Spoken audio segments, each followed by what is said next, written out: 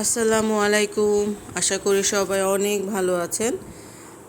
আজকে নিয়ে আসছি খুবই মজাদার একটি মাছের তরকারি, সেটা হচ্ছে পেঁয়াজ দিয়ে শোল মাছের ভুনা। তো দেখতেই পাচ্ছেন মাশাআল্লাহ অনেক সুন্দর হয়েছিল। আশা করি আপনাদেরও অনেক ভালো লাগবে। সো তাহলে চলুন দেখে আসি কিভাবে রান্না করা হয়েছিল। প্রথমে যেটা দেখতে পাচ্ছি সেটা হচ্ছে আমরা ছোট একটি কড়াইতে মাছগুলো ভেজে নিব।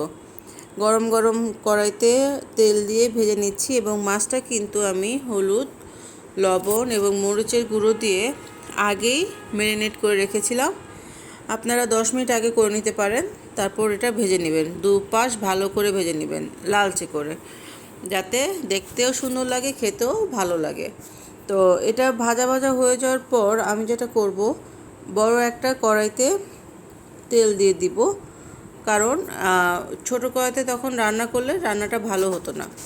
এই জন্য একটা বড় কড়াইতে তেল দিয়ে তার মধ্যে পরিমাণ মতো পেঁয়াজ দিয়ে দিচ্ছি এবং দেখতেই পাচ্ছেন যে আমি পেঁয়াজটা কিন্তু একটু বেশি দিয়েছি। এর কারণ হচ্ছে পেঁয়াজই মাছটা রান্না হবে আজকে। সো পেঁয়াজটাকে ভাজা ভাজা করতে থাকবো এবং এখানে সবগুলো মশলা দিয়ে দিব। তো প্রথমে যেটা হচ্ছে আমি পরিমাণ মতো লবণ দিয়ে দিলাম। আপনারা যে কোনো মাছ রান্নাতে যে ইনগ্রিডিয়েন্টগুলো দেন সেগুলো এখানে ইউজ করতে পারেন। অনেকে আদা রসুনটা আগে দিয়ে দেয়, আমি আদা রসুনটা একটু পরে দিই, কারণ এতে কী হয়, পেঁয়াজের ভেতর লবণ হলুদ সবগুলো মশলা ভালোভাবে আর কি রান্না হয়। তারপর আমি আদা রসুন বাটাটা দেই। আর পেঁয়াজটা কিন্তু অবশ্যই একটু মোটা করে কেটে নেবেন, এতে রান্নাটা খেতেও ভালো লাগবে। চিকন করে কাটলে অতটা মজা লাগবে না। তো এখানে আমি পরিমাণ মতো হলুদ দিয়ে দিচ্ছি, হলুদ, তারপর ধনিয়া গুঁড়ো, জিরে গুঁড়ো, মরিচ গুঁড়ো সব কিছু দিয়ে আমরা ভালো করে ভেজে নিব। আর অবশ্যই খেয়াল রাখবেন যেন পেঁয়াজটা ভাজা একদম ভালোভাবে হয়। এর আগে কিন্তু অন্য কোনো জিনিস ইউজ করবেন না, যেমন পানি বা মশলা ইউজ করবেন না। আপনারা আপনাদের মতন রান্না করতে পারেন, সেটার ক্ষেত্রে আমার কিছু বলার নেই।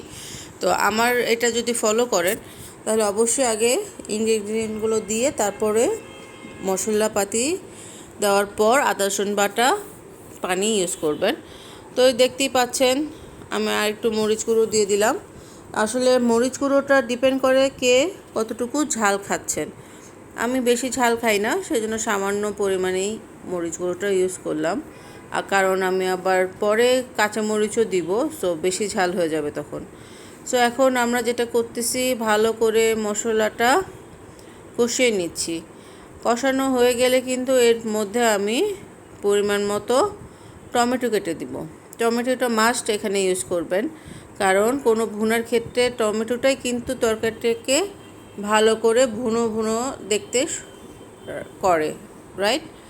সো দেখতেই পাচ্ছেন আমি একটা টমেটো দিয়ে দিলাম এবং তারপর ভালো মতো মাখিয়ে নিচ্ছি। সো এর মধ্যে কিন্তু আমি পরিমাণ মতো আদা রসুন বাটাও দিয়ে দিয়েছিলাম। আপনারা অবশ্যই চেষ্টা করবেন ভাজা ভাজা হওয়ার পর আদা রসুন বাটাটা ইউজ করার জন্য। এবং এরপর আমি সামান্য পরিমাণে গরম পানি দিয়ে দিলাম। তো আপনারা যেটা হচ্ছে, আমি এখানে কিন্তু সব কিছু আপনাদের সাথে শেয়ার করেছি। আপনারা অবশ্যই চেষ্টা করবেন এভাবে রান্না করতে। এবং আরও যদি কোনো সমস্যা হয় বা আপনারা না বোঝেন অবশ্যই কমেন্ট করে জানাবেন আমাকে। আমি এখানে ভাজা মাছগুলো দিয়ে দিচ্ছি।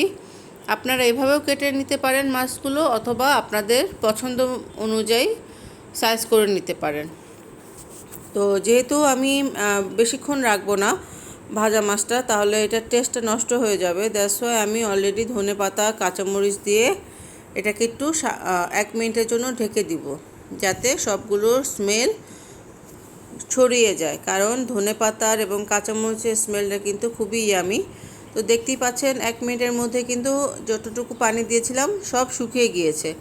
এখন সামান্য উল্টে দিচ্ছি মাছগুলো, যাতে দুপাশেই ঝোলটা লেগে যায়, নাহলে আবার ভালো লাগবে না শুকনো শুকনো থাকলে। তো এভাবে আপনারা বাসায় ট্রাই করবেন শোল মাছের ভুনো। আশা করি খুবই ভালো লাগবে। আমার তো 2 প্লেট ভাত এটা দিয়েই শেষ হয়ে গিয়েছিল। মাশাআল্লাহ, দেখেন কি সুন্দর একটা কালার আসছে। তো আশা করি আমাকে জানাবেন কেমন লাগলো আপনাদের। আর যারা নতুন আছেন অবশ্যই সাবস্ক্রাইব করে ফেলবেন, কমেন্ট করবেন, লাইক দিবেন, শেয়ার করবেন। সবাই ভালো থাকবেন। আল্লাহ।